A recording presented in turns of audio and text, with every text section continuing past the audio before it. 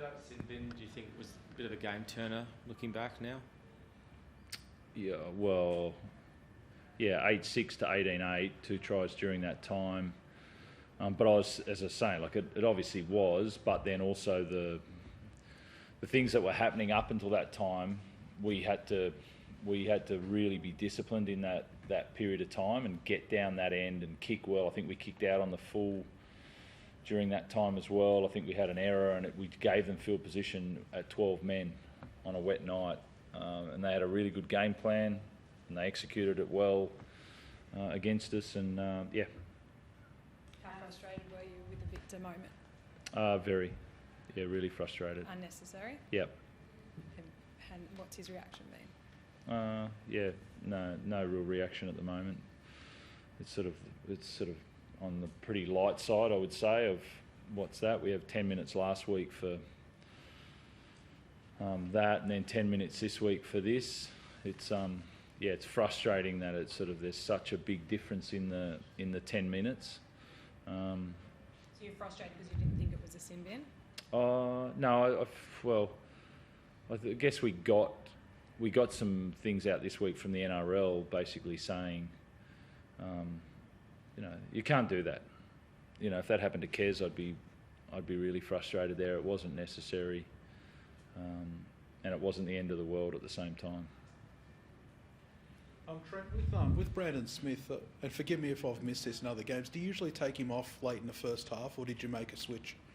No, we left him last game there, but it was during that he's only played the full 40 last week out of the games that he's played. So what we decided to do there was, it was halfway during the sin binning, so I just wanted to get Terps on there to, do some defence and bring some energy during that time as the other guys were working hard, and then I could get Brandon on back after half time. But the time that I thought they played really well, actually I thought Brandon did really well.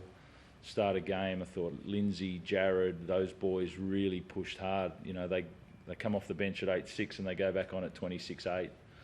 That was really tough. Luke, what was the feel out there in attack? Because there was, in build up to this, it looked like things were starting to click. But for you out there, I could see you calling for the ball and it just wasn't all coming together tonight. Yeah, I think it was probably the byproduct of not getting out of our end, drop balls. They were hitting the ball up and kicking well, and we were trying to move it, dropping the ball, not kicking well, and that was the byproduct at the end, the frustration, and started throwing the ball around there.